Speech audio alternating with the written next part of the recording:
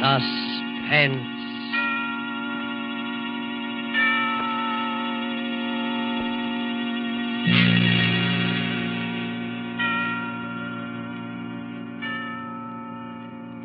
This is the Man in Black, here again to introduce Columbia's program, Suspense. Our star tonight is Bela Lugosi, playing the part of Professor Antonio Basile, psychologist. The story is by J. Donald Wilson, who calls it The Doctor Prescribed Death. If you have been with us on these Tuesday nights, you will know that suspense is compounded of mystery and suspicion and dangerous adventure. This series of tales is calculated to intrigue you, stir your nerves, to offer you a precarious situation, and then withhold the solution until the last possible moment.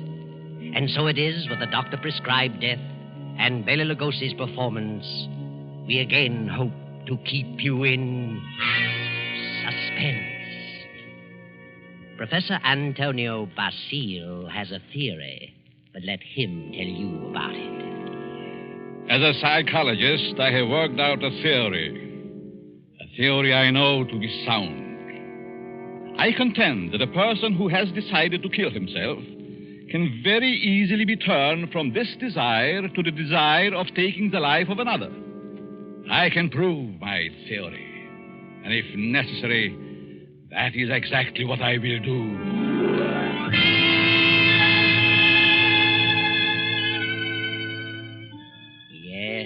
Professor Antonio Basile has a theory, but only a theory. And he's worried about what his publisher will say, so he visits the editor, whose name is Hellman. Hellman finishes the manuscript and tosses it on the desk. Professor Basile leans forward eagerly and... Well, Hellman, what do you think? Professor Basile, it's purely conjecture, simply a theory, and I wouldn't advise publishing it. I worked on that theory for a long time. I'm positive of it. I know it'll work. Suppose it will. What good is it? What good have you accomplished if you can prove it'll work? Are you laughing at me, Hellman? It's so silly. An ordinary human being has suffered reverses, is sick of it all. He wants to leave it all behind. And you say he can be changed to want to kill someone else. I do. Self-destruction and the destruction of other life are closely related in the mind. The dividing line is very thin. It's ridiculous. And you won't publish it? Granger would fire me. Why? He told me that, in his opinion, you should be in the asylum. Mr. Granger said that. Does he think I'm insane? How do I know? Hellman, Mr. Granger didn't say that. It's you who thinks I'm crazy. You've never liked me. For some reason, you are trying to tear me down. Well, we'll see, Mr. Hellman. We'll see. Now, wait a minute. I'll show you whether my works are illogical. I'll show you whether I'm insane. Oh, calm down. I'm going to make you eat those words. I know you don't like me, but I'm going to prove that my theory is sound. Good night. Wait a minute. Basile, wait. You wait, Hellman. You wait. Yes, wait, Hellman. Wait. Professor Basile, seething with resentment, rushes from the office and strides angrily down the street. Insane, huh? I'll prove my theory. I'll find a subject. I'll find someone who wants to take his own life. And so Basile goes home, late for dinner. He finds a note from his wife, Myra, saying she's decided to attend the opera and will be home around 11:30. Then Professor Basile gets an inspiration. He goes to the bridge over the deep canyon, the bridge called Suicide.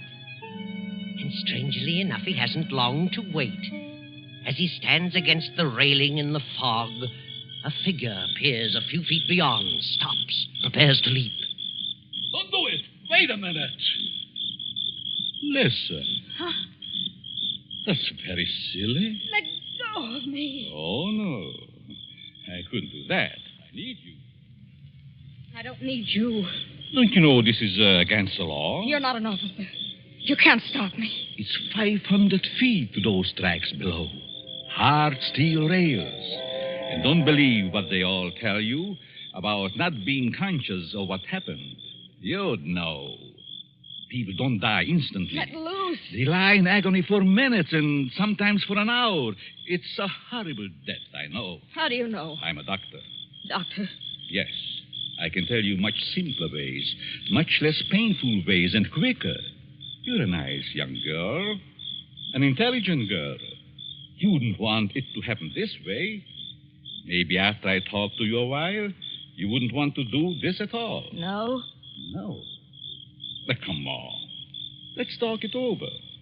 Maybe a few minutes' talk will change the entire picture for you. What could you do to help me? If you'll come, I'll tell you. There's a motive back of your wanting to do this, and I'd like to know what it is. Nothing doing. Haven't you any relatives? Any loved ones you'd like to do something for? Yes? Then if you talk with me for a while, maybe I can find my way clear to help those people. You sound crazy to me. Oh, no. All right, I'll... Where? My apartment. Let's go.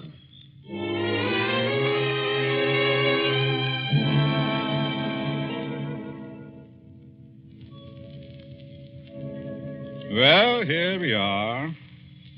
Come in, please. Well, what do you want to know? Sit down first. Are you hungry? No, I'm not that broke. It isn't poverty. I knew that. I could tell by your clothes. Now, first, why did you come here? Why? Why, because you talked me into it. I see. You're not afraid of me? Afraid? In my frame of mind. What can I lose? Suppose I told you that I really brought you here to kill you. Kill me? You know, you're a very pretty girl, don't you? Yeah? That doesn't always mean so much. The right man, it might. That's what I thought. But I found out it didn't mean a thing. Ah, then it was because of a man. I knew it. Really? How did you guess? I'm a student of psychology. I'm Professor Antonio Basil. I see. And you want to know what makes me tick.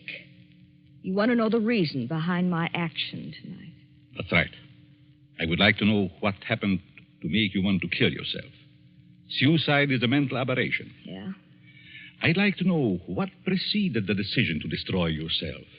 And what you thought about until the moment I stopped you on the bridge. What good will that do me? You said you weren't broke, but you also said you had some loved ones you'd like to do something for. I meant I wasn't broke to the point of being hungry. I have a few dollars. But you suggested help for someone in larger terms. Yes, I did. Who is the loved one? My mother? You are her only means of support? Yes. And you intend to kill yourself? Yes. That's being selfish, isn't it? Selfish? Yes. You are concentrating solely on self. You think so? What else? The first law of human nature is self-preservation, right? I suppose so. The second law is the preservation of family. Yeah? So you decide to deny the first law and destroy yourself. And as a consequence, deny the second and leave your mother alone and in need. You indicate a form of insanity. What would be normal? To destroy the other person. The one who has done you wrong. Have you hurt him? No. Then the one who has done wrong should be the one to suffer. You have no legal recourse? Legal recourse? No, I haven't, I'm sorry to say. And you would kill yourself to let your poor mother suffer because of the wrong of another. Why shouldn't he be the one to suffer? I suppose you're right. Why shouldn't he? What happened after all? Why not tell me about it? Were you married? No. He never seemed to find time to get around to marriage. What's your name? Gladys. Gladys Tanner. How long had you known him? Almost 4 years. And you always thought he meant to marry you? Yes. Until 3 weeks ago. Yes? On July 1st, he had to leave town for a week on business. Said he was going to Kansas City. When he came back, he seemed to be too busy to see me.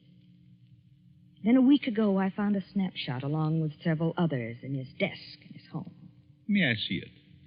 Certainly. It's a picture of him and another woman. But the picture was not taken in Kansas City. It wasn't? No, it was taken on the beach at Atlantic City. And it's dated by the finisher, July 3rd. Since he returned, he's refused to see me. Yesterday, he finally said he didn't care to see me anymore. That I'd better forget him. But it isn't so easy as that, is it? No. I figured I'd done something. And blame myself. Do you know this blonde woman in this snapshot? No.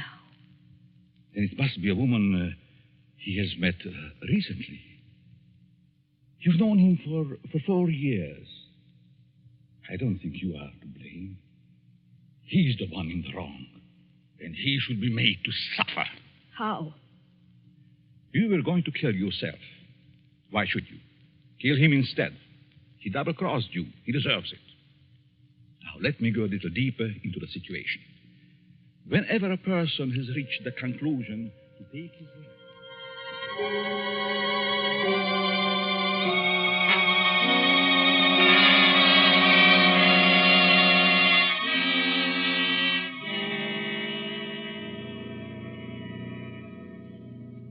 Sure you have made up your mind, Miss Tanner? Positive. Now, if you're careful, you won't be caught. No. But whether you are or not, I'm giving you this check for $1,000 made out to cash to be sent to your mother only after the man is dead. Write his name on this pad. There you are. I will know what has happened by the newspapers. And I will withhold payment until I learn that you have gone through with it. It'll happen tonight. Very well. You are sure? You are determined? Absolutely. Nothing could stop me. Very good. But just what would happen if I did get caught? You won't get caught if you follow my instructions. I know. Now, here is a small revolver. It'll fit easily in your purse. That's all you need. Be sure to wipe your fingerprints off and leave the gun near the body. Yeah. Well, goodbye, Dr. Basile. Goodbye, Gladys, and good luck.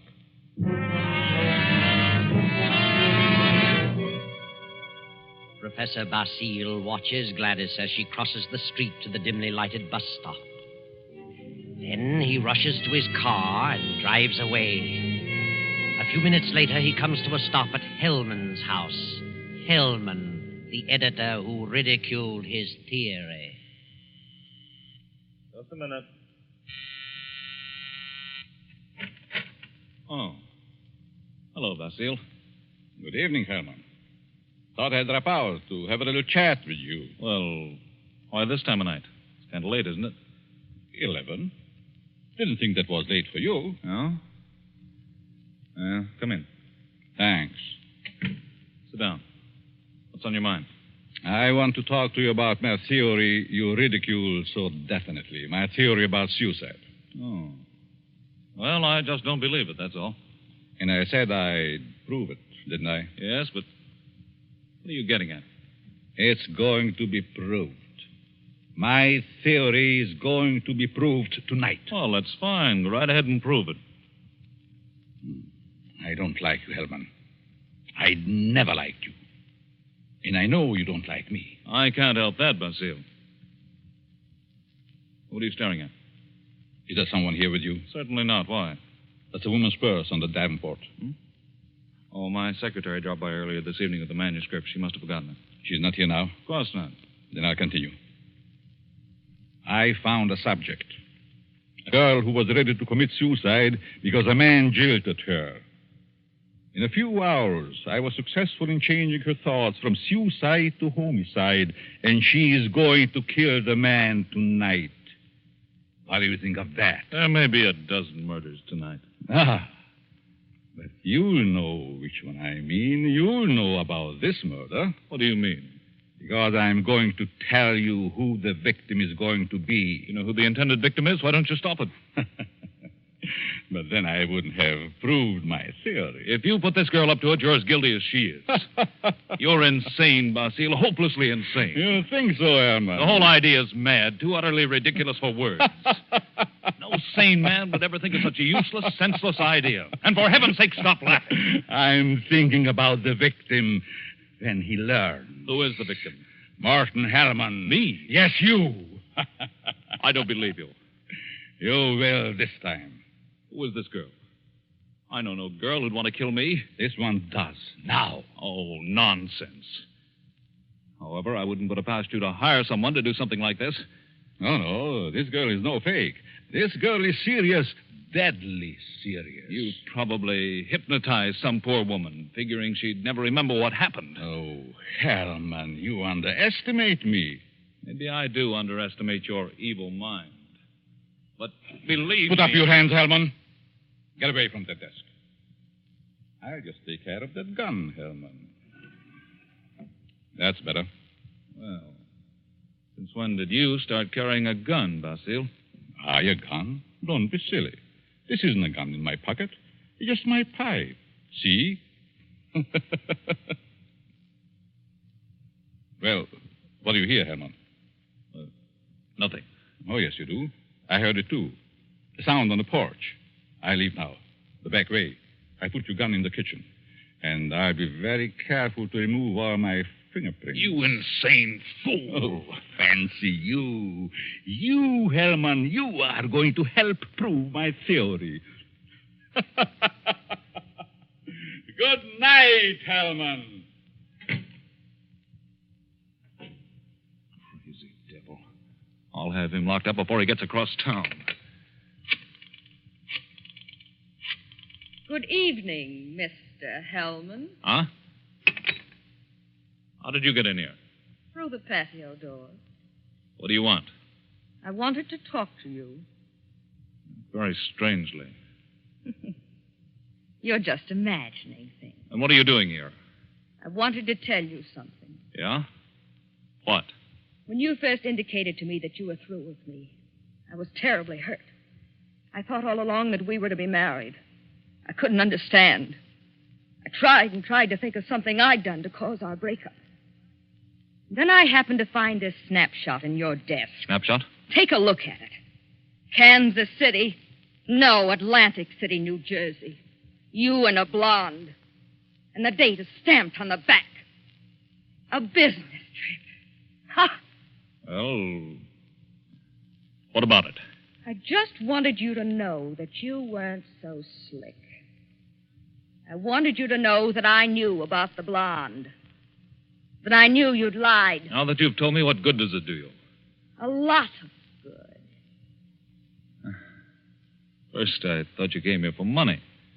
How could you think such a thing? Well, I think you'd better go now. I'm going. Goodbye, Morton. And good luck in your new venture. What venture? This one. Gladys! Gladys! And wish me luck in mine.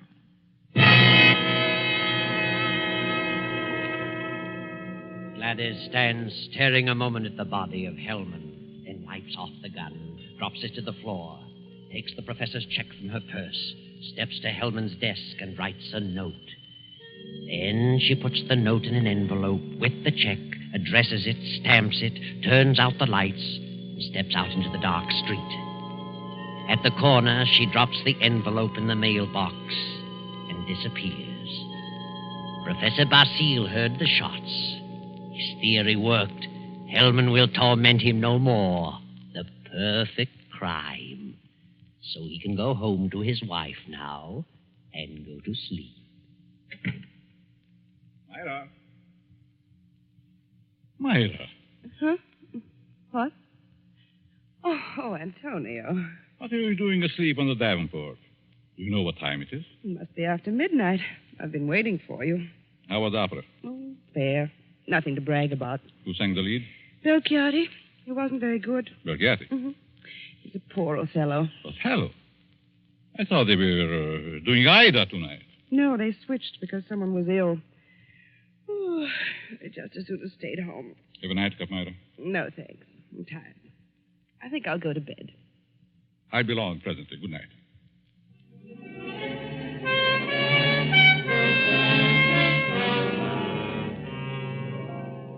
Then the night passes and the morning comes. The professor rises cheerfully and prepares for breakfast. Then... I get it, Myra. Yes? Are you Professor Basile? Yes, May we come in? We'd like to talk with you. of course. What is it you want? Is your wife in? Yes. We'd like to see her, too. What? Oh, I'm Lieutenant Davis. Detective headquarters. Well, what do you want? Will you call your wife? Why, certainly. Myra! But what's this all about? What is it, Antonio? These men are from detective headquarters. They want to talk to us. Really? What about? May I ask where you were last night, Mrs. Basile? Certainly. I went to the opera. What time did you get home? Oh, I imagine it was around 11 or shortly after. Mm-hmm. Were you at home last evening, Professor? Well, I was at the club and got home about 12:30. By the way, do you know a Morton Hellman? Certainly. What about him? He's been murdered. Murdered? Good Lord. When? Around midnight last night. I found him this morning. How terrible. Why, I've known him for years. He was editor-in-chief of the company publishing my writings. I'm a psychologist, you know. Yes, we know. But what do you want to know from us? We weren't connected socially with Hellman, just in business. Did you know him, Mrs. Basile? Yes, I knew him very slightly. Do either of you know of anyone who'd have reason to kill him? Certainly not. Everyone thought highly of him. Did you ever hear of a girl named Gladys Tanner? Lady Stanner? No. Did you know of a Gladys Tanner, Mrs. Basile? No. Is this your purse, Mrs. Basile? Why, of course it is. That's the one I gave you last Christmas, Myra. Well, yes. I must have lost it downtown. Where did you find it, Lieutenant? At Hellman's home. Hellman's home. Well, how in the world? Good heavens, but We how... found it on the sofa. Well, I can't imagine how it could get there. And this is the revolver that killed Hellman, found on the floor beside him. What? No fingerprints on it, however. What? May I see it? Why, Myra, this is your gun. I bought this for you 2 years ago when I went on the lecture tour. Yes, I think it's mine, but it just doesn't make sense. Did you have the gun in your purse when you lost it last night? Well, perhaps I did. I'm so confused now I can't remember. That thing, Myra. The thing, it is terrible. Oh, I know. Oh, dear, I feel ill. Did you ever fire this gun? Yes, once last year up in the mountains. I wanted to see how it worked. Ever reload it? No, I've never reloaded it. I just didn't think about it. Maybe I did put it in my purse. Why, I don't know. And whoever found the purse may have used the gun to... Oh, I just can't seem to think. This gun misfired on the first 2 shots. The other 3 killed Hellman. This is the most amazing piece of coincidence I ever heard of. Why would my wife want to do such a thing? Why should she get to Hellman? She hardly knew him. Are you sure about that, Professor? Of course. Well, sorry to say that I don't believe her. What? This is ridiculous. This is going to be a shock to you, Professor, but here's a snapshot we found on Hellman's desk. Taken in Atlantic City last July. Good heavens. Why? This is you, Myra. You and Hellman. You were at your mother's in Florida in July. Myra, look at me. What does this mean? I can't. And I can't believe such a thing. May I have the purse, the gun, and the photo? Thank you. I'm sorry, but I'll have to take her down to headquarters. But I didn't kill him. I didn't. I wouldn't. I loved him. Myra. Better pull yourself together. You'll have to go back. You'll want photos and fingerprints. Yes. Better get it ready, Myra. Certainly looks bad for her. Afraid it does. Looks like an open and shut case. Oh, will you come along, too, Professor? Certainly. And so it all worked out beautifully. Not quite as the professor had planned. But then he changed his plan from the moment when Gladys Tanner showed him the snapshot taken in Atlantic City. And he realized that the girl's fiancé was Hellman, and that the blonde was Myra, his wife.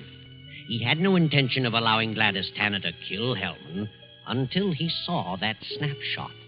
And when he recognized Myra's purse in Hellman's home, he decided to let Gladys kill him and the blame be placed on Myra. The perfect crime. But several hours later, after fingerprints and many questions, the professor is just about to be dismissed when Sergeant Rankin steps into the room and speaks quietly to Lieutenant Davis. What is it, Rankin? I stayed at Basile's place, as you said. Well? A few minutes ago, a special delivery letter came for the professor. This'll knock your eye out. Read it. Huh? Wow. This fits perfectly with the writing we were trying to make out on Helm's desk blotter. Professor, here's a letter sent special delivery to you a few minutes ago, postmarked last night. Read it. Dear Professor Basile, your theory worked a certain degree. You convinced me I should kill him. But when that gun you gave me misfired twice, I almost quit. Go ahead, Professor. Read on.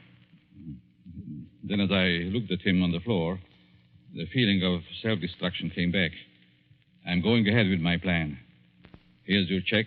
I won't need it. Besides, I lied to you. I lost my mother long ago. Better luck next time. Gladys Tanner. And a half hour ago, they found her body beneath Suicide Bridge. Well, Professor, your perfect crime has failed. Failed? Yes, failed. Wonderful setup on paper, but your theory backfired and you're up for murder. But I didn't kill him. But you planned it, and you're as guilty as Gladys. She's paid her penalty. Now it's your turn. No. I won't be hanged. Never! Rankin, grab him!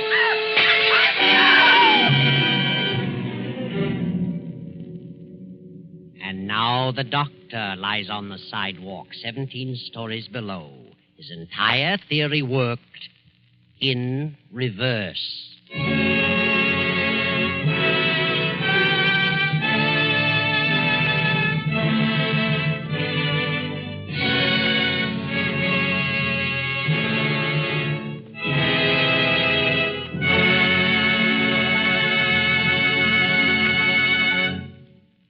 And so closes the doctor-prescribed death, starring Bela Lugosi.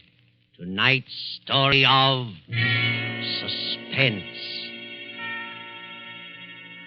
It came to you from Columbia Square in Hollywood.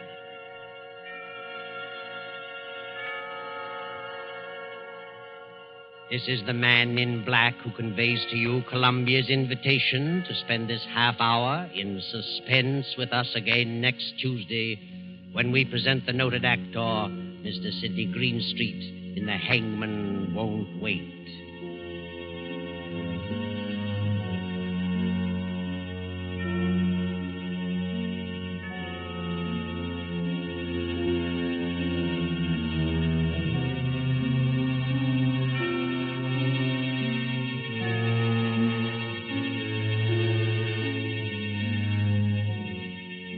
William Spear, the producer, Ted Bliss, the director, Lud Gluskin, the musical director, Lucian Mahuik, the composer, and J. Donald Wilson, the author, collaborated on tonight's Suspense.